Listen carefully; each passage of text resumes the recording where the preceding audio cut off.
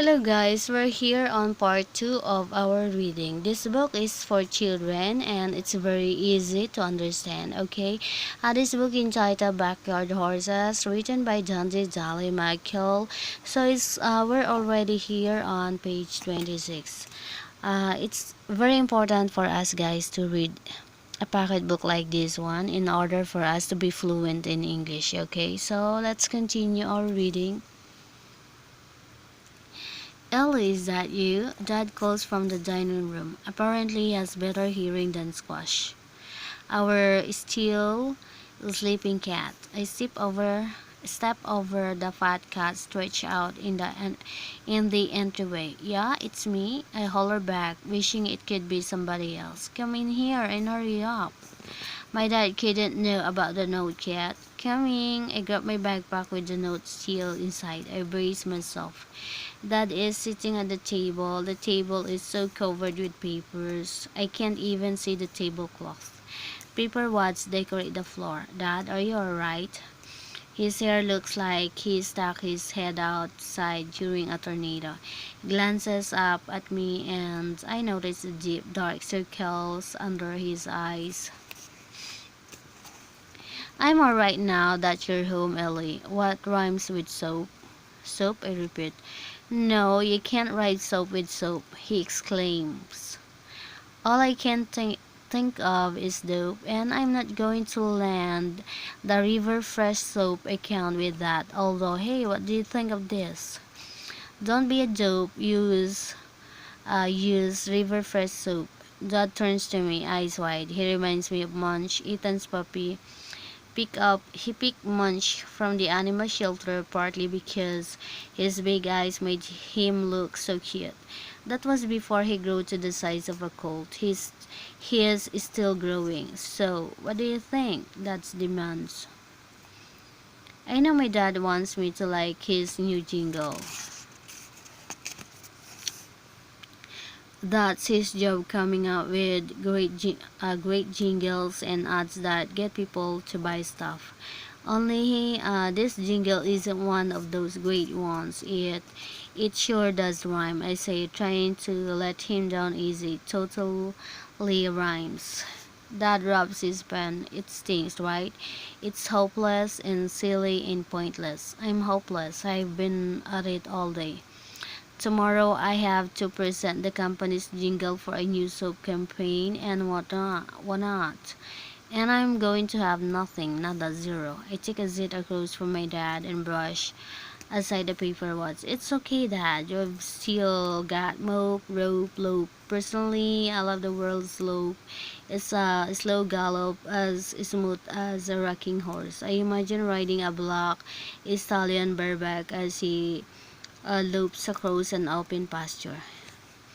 Ellie, Dad calls me back. Focus, honey, and no more horses. My boss says I've overdone the horse jingles. Think. There's always soap, Dad. Well, of course, there's always soap, he says, but I need a soap ad by tomorrow. And I can't have one if I don't have a lead jingle. Now can I? No, Dad, I mean hope. Right, he says, still not getting it. His eyes resting his head on the table. Mustn't lose hope and whatnot. You're right, maybe there's something in mope. I reach across the table and put my hand on his. Dad, how about this? There's always soap with River Fresh soap. Dad's head bowings out from the table. Lights flashed through his eyeballs. That's it. I can see it all now. He stands and paces. Beautiful women by a flowing river. Watching her from afar is a shy jig of a guy or whatnot. Kitty, there he speak to these charming women. There he tried to meet her. Glances at the soap in his hand. Yes, of course he should. Indeed he can, and why? Dad smiles at me and we say it together. There's always soap with River Fresh soap. My dad is so excited about his new jingle that it just wouldn't be right to make him read the note from my teacher. Not now. He has work to do. My little brother Ethan chooses this exact moment to dash into the house. From somewhere upstairs, one senses his master is home. Oversized paws under above us. The dog flows down the stairs. Munch gets a silent greeting from my brother.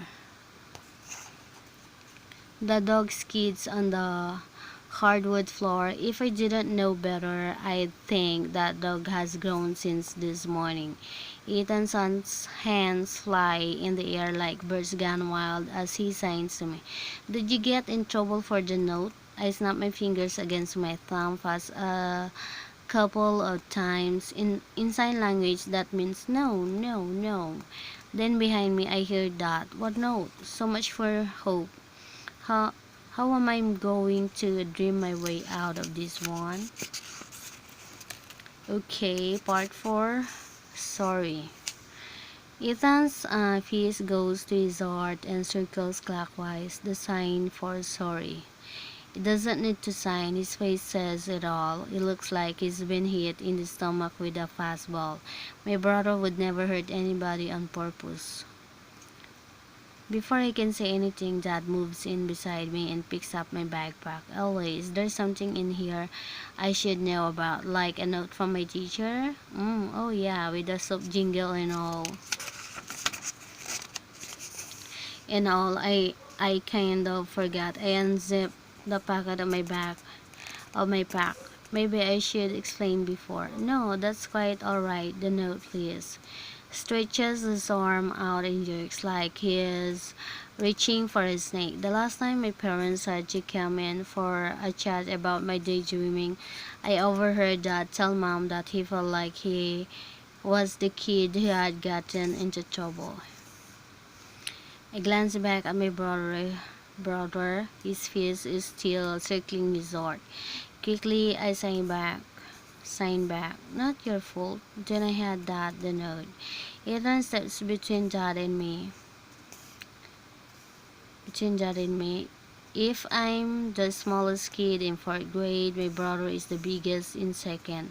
People ask us if we're twins. Ethan grins at our dad in signs. What are you working on, Dad? Dad sets down the envelope so he can talk and sign at the same time, which is what we all do when Ethan is around and sometimes when he's not. We were working on a soap jingle and whatnot, son, but now Ellie and I are going to have a little talk. Now, Ethan signs. I was hoping I could get a little help with my pitching. Ethan isn't making this up. Colt says Ethan has a great punching arm and Ethan is always looking for chances to practice. Dad signs to Ethan. I'd love to help you, Ethan, but I'm a little busy. He picks up the envelope again and wave waves it at us. That's alright, Dad. I didn't mean you, Ethan signs. Alright, of course, but your mother's not home yet. Mom played softball and basketball in college. That's the first to admit he's a clutch when it comes to sports.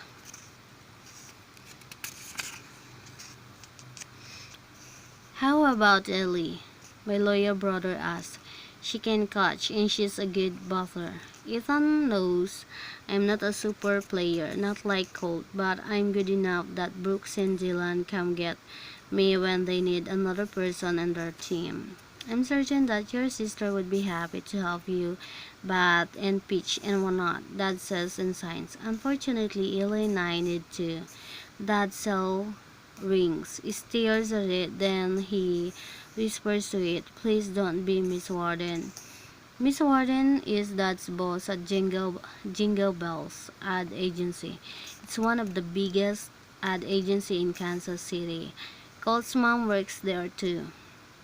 Sometimes she and my dad drive in to work together, but most of the time Mrs. Stevens goes in too early and stays too late. Dad flips open his phone. He frowns, then puts the phone to his ear. Hello, Miss Warden. Miss Warden's voice is so loud that has to hold the phone away from his ear. Mom says that boss is sassy as sand and other than dirt, but her lungs must be in a good shape. Must be in good shape. Even I can hear excuse me. Even I can hear her warning Dad to be prepared for the river fresh people. Bang, bang, bang. Somebody's pounding on the sliding door behind us. I look out to the backyard and see Colt. His nose is pressed to the glass. He looks like a cross between a fish and a fig. I almost laugh. Colt holds up his catcher's mitt in motions Ethan and me outside. I raise my eyebrows at Dad and let my eyes do the begging. It never got me anywhere. I suppose I could cross off begging already, so that leaves crying and praying for a horse. Crying never worked, plus it made my eyes red. I gave up crying for a horse when I was about 6. So, God, that leaves you. I'll never stop praying for a horse. Praying isn't like begging or crying. It don't end up mad or sad. It just feels like God and I talk about the idea of me getting a horse. Most of the time, I feel better after I pray about it, even though I'm pretty sure God keeps saying, not yet, Ellie. I begin imagining my dream black stallion. He prances up to take me away from all this trouble, from the dreaded note from the conference with my parents, from Larissa, the fox witchland, who always finds excuse me, the exact thing to say that will make me feel worse. But Ethan interrupts. Go, he pushes me toward the door. Dad is skewing us outside. I can hear Dad's boss as the door shuts behind us. Thanks for the save, Colt. I say when we are safely outside. Dad was just about to open the note when the phone rang. Colt strikes. I'm just here because I promised to help Ethan with his pitching. That's all. He grins and tosses the ball to my brother. Yeah, I get it, I mutter voice. Ethan fires the ball back to Colt. Nice, Colt yells. With his glove on, it's tough to sign. I love our backyard. Most yards in Hamilton are big enough to hold big dogs or pet pigs or just swing sets and stuff. Cole and I are lucky enough to be half in the country and half in town. Our backyards are bigger than ballparks. Cole fires the ball to my brother, then he glances at me. Who's your dad talking to? Who's your dad talking to, Miss Hernandez? I shake my head. Miss Warden, now that I'm not worried about Dad yelling at me for the moment, I wonder why Miss Warden was yelling at Dad. Figures, Colt says. He and Ethan have a steady game of catching going. I like the regular track of the ball.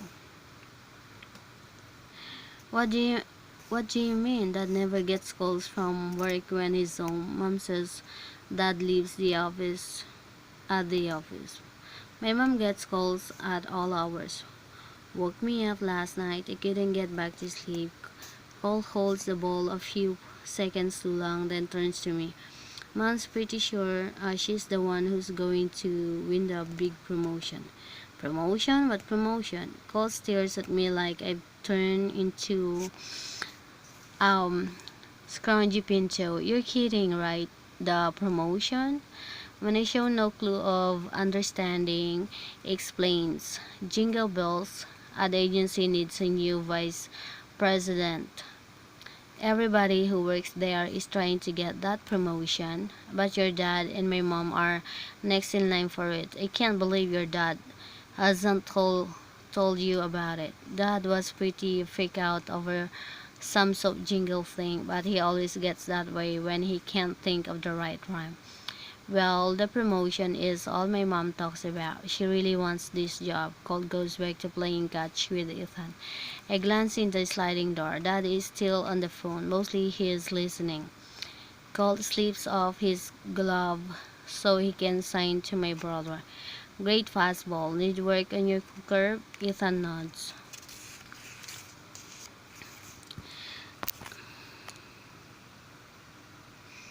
I'm sorry. There's a tap on the glass. Colt and I turn to look. Then Ethan follows our gaze. Dad cooks his finger at me to come in. Me, just me. I nod. Ethan signs that he's praying for me. He means it. That kid prays about everything. I touch my chin to sign. Thanks. I mean it too. I leave Colt and Ethan and trudge in to face my dad. Hey dad, that was some phone call, huh? Everything okay at the office? I grab a bottle of water and plop down at the table. I hope Dad will start telling me about the new promotion. I wouldn't mind at all if he forgot about my note. The office is fine, Dad says. I had 2 phone calls early. He takes the chair next to mine. People say I look like my dad. I think they mean it as a good thing. He has big brown eyes and curly brown hair, too much like me. He's probably one of the shortest men at his work. Mom says he's the best looking dude this side of the Rockies. 2 phone calls? I'm thinking that give us twice the chance of getting off this subject. Yes. Would you care to know who the second call was from? There's something fake calm in his voice. I'm pretty sure the real answer to this question is no, but I answer, sure Dad, Principal Fishbowl. My stomach twists. Principal Fishbowl? And do you know what he wanted?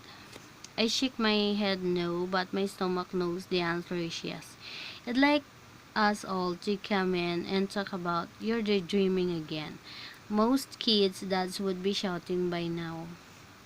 Most dads would be angry if their kids got in trouble with the principal. But I know my dad is more scared than angry. Fishbowl was Dad's principal when he went to school at Hamilton Elementary. Early, Dad goes on. Except you and I had a talk about your daydreaming at school. I know, Dad, but I wasn't daydreaming this time. Well, I was, but this was real. I mean, I wasn't daydreaming when I saw that horse out the window. The front door opens and closes.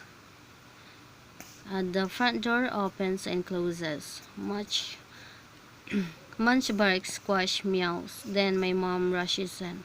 The dog and cat are lost in the swirl of colors at Mom's feet. Her pink, orange, red, and blue peasant skirt balloons over her purple sandals. My mom refuses to own a single white, gray, or black piece of clothing. She tries to make as many colors as she can on a given day.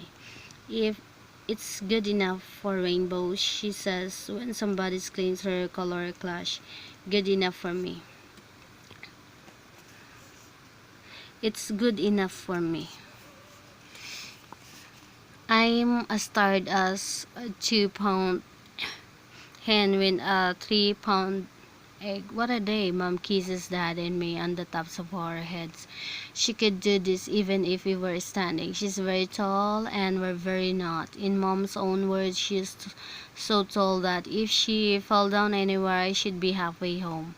Rough day, Bev? Dad asked. My mom is a professional volunteer. She helps out at a different place every day. I'm pretty sure today was cat farm day. Mom pets stray and half wild cats so they get tame enough to be adopted. Mom flops into a chair. She slides down so that her legs sprawl all the way under the table. Her short black hair is sweet glued to her forehead. Well, let's see. She begins. How was my day? I guess it was fine right after the part where I lost a horse. Okay, part 5, lost. Okay, Mom, did you say you lost a horse? Mom, did you say you lost a horse? My mind is racing. A horse? My mother lost a horse? How could you lose a horse, Bev? Dad asked. Well, it wasn't all that hard, Mom says, as if she's about to explain how she lost a game of Go Fish. She scratches Munch. The giant dog lays he said in my mom's lap. I was on my way to the cat farm, she begins. Then I remembered I'd promised to stop by the skilled nursing care center. I do love volunteering there. You know how much I love the elderly, but this morning Mrs. Saunders insisted on planting violets. I said I'd be happy to do it for her, but no, she had to do it herself with my help, of course. Now, it's no secret that Mrs. Saunders is a couple of sandwiches shy of a picnic, but let me tell you, that woman has more energy in her little finger than any two people combined. Mom has said all of this without taking a breath. Colt says my mother could get into Guinness World Records for longest talking without breathtaking. Mom exhales and continues, but that was nothing. Off to the cat farm I went, and the minute I arrived, things went completely catawampus. Mary Louise was teasy because someone had called to say they were dropping off a new rescue. I thought it a bit odd because people generally don't announce when they're ditching their cats. We've taken on a dozen cats at once before, so I didn't understand why Mary Louise was so bothered by a single drop-off rescue cat, except that the woman, I love her to death, you know, I do, can have a cow over breaking her fingernails. So of course I told her not to give it another thought. I'd be happy to handle the new rescue by myself. I'm dying for her to get to the part about losing a horse, but you can't hurry my mom, believe me, I've tried. She takes another breath. I found an old crate in the barn and made a fine bed for the newcomer as far away from the other cats as I could. Well, I was just about finished when I heard Mary Louise holler, "Aren't you leaving, Bev? You'd best come out here and see for yourself." So I did just that. And what do you think I saw? A horse? I asked, hoping we're finally getting to the good part. Mom shakes her head and takes in a giant breath. A long black trailer? That's what. Why would they waste a trailer on a cat? I asked nobody in particular because Mary Louise had disappeared. I admit it thought occurred to me that cat might also mean lion, tiger, and the like, so it was with great caution that I made my way to that trailer. And I urge, "Don't tell me," Dad says. "Don't tell me," I beg. Mom looks from Dad to me and back before she goes on.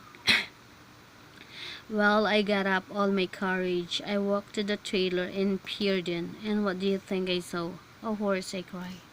A horse, Mom exclaims. I'll be an aunt's aunt if I didn't.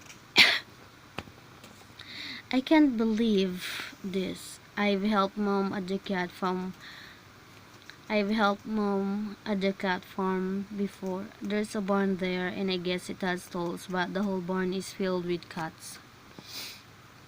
Mom takes in a deep breath and turns to me. I wish you had been there, Ellie. You know, I'm as useless as a trapdoor in a canoe when it comes to horses, but the driver of the trailer unlocked the tailgate and told me the horse was all mine, and he just disappeared. What did you do? I pressed. I put down the tailgate and walked into the trailer.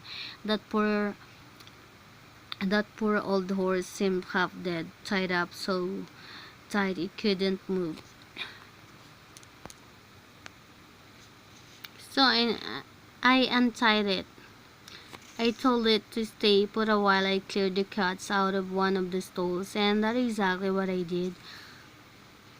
I went to the barn and chased the cats out of the corner stall. Only when I went back to the trailer, the horse was gone. I shouted because I can't stand it another minute. Mom, did that horse have black and white spots? Why, yes, it was spotted. I can't say though. If it was black with white spots or white with black spots. And did it look like it hadn't had a good meal in a long time? I asked. Mom looks amazed. Oh my, yes, that poor creature would have to stand up twice to leave a shadow. She stopped soaking and stares at me. Ellie, how on earth did you know that horse was skinny and spotted? Because you lost the horse, I imagine, Mom. I found your horse.